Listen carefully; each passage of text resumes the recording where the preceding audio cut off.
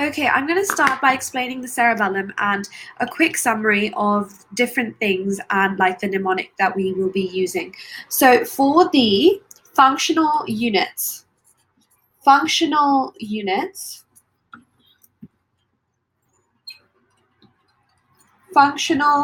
parts, we have the archicerebellum.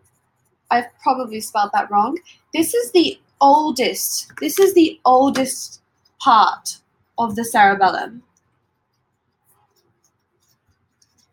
Then we have the paleocerebellum, which is the part that came next.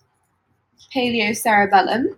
And then after that, we have the neocerebellum. And the ways to remember what these are and what they're to do with. Okay, archicerebellum. Imagine a girl with who likes to do archery, and she has that string and bow thing, and she's shooting it. And as she shoots it, she flicks her hair and sticks her tongue out. And that makes us aware that gives us the memory cue that the archicerebellum is composed of the flocculonodular lobe. So flicking her hair is flocculonodular lobe, and the lingula by sticking her tongue out. So the archicerebellum is composed of the flocculonodular lobe and the lingula. And the reason why she's doing archery is because archicerebellum, its function is to do with balance. Now, it also receives some vestibular stimuli from the inner ear, but these are the key points you need to know. For paleocerebellum, P, party. So according to what we've learned, party meaning everybody's invited. That means the parts of the paleocerebellum include lots of different things. So the parts of the paleocerebellum include like the lingula, the culmen, the declive. Now we're culmen, declive, and then after declive, I think you're going to go to pyramis, and you're skipping tuba. So lingula, culmen, declive, pyramis. After that, you have uvula, and after that, you have your normal things. So lobulus centralis, central lobule, and the anterior part of the quadrangular lobule. So you have the lobulus centralis, and the quadrangular lobe anterior part. So remember, lingula, culmen, declive. By the way, it's LCD. And then you're skipping tuba, you're skipping folium.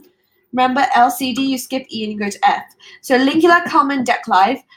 Then you have pyramis, uvula. Lingula, culmen, declive, pyramis, uvula, and central lobule, and the anterior part of the quadrangular lobule. Okay, next. Neocerebellum. Neocerebellum is the easiest one out of all of these to remember. It's just composed of the posterior lobe of the cerebellum. Okay, quickly moving on. Now I'm going to briefly do an overview of the histology now. So the cerebellum layers. So you have the molecular layer, the Purkinje layer, and the granule layer. So you have the molecular layer, the Purkinje layer, and you have the granule layer. Okay, in the molecular layer, you're going to find your BS. So your basket cells and your stellate cells. In your Purkinje layer, you're going to have obviously your Purkinje cells. And for Purkinje cells, remember PPP. They're pear-shaped perikaryones, which just means the body. So they're pear-shaped perikaryones. I would move this closer, but I have a feeling, okay, it's not doing the light flare thing. Okay, so their pear-shaped perikaryotes are located within the Purkinje layer. PPP. Okay, and for granule cells, okay, it's GGG. So granular, sorry, you're going to have GGG. You're going to have granule cells because it's the granule layer, duh. Then you're going to have Golgi cells. And then you are going to have sort of glomeruli, which are the cerebellar glomeruli. Cerebellar glomeruli. Okay. We've covered that, we've covered that, we've covered that. Now, I want to do one on tracts of the cerebellum, but I'm going to skip tracts right now and go to blood supply of cerebellum and do tracts in the next video. So, okay, we've done that. Let's do, what was I going to do? Blood supply. Okay. Red for blood supply. Okay. Blood supply. Okay, 3 main arteries and a number of different things you need to know. So 3 main arteries, pica, ica, and SC. Now, pica is your posterior inferior cerebellar